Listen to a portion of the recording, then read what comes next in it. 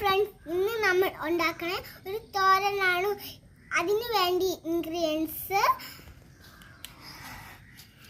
വള്ളിപ്പയർ, കോവയ്ക്ക, മഞ്ഞപ്പൊടി, സാൾട്ട്, അതിന് കൂടി ചേർക്കാനുള്ള വാട്ടർ.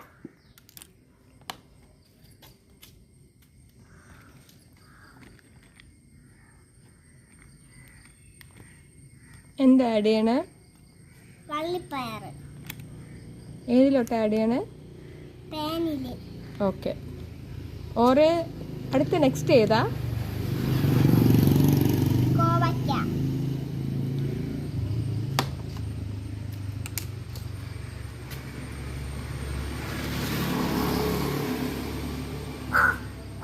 ഇപ്പം എന്താ ആഡ് ചെയ്ത്?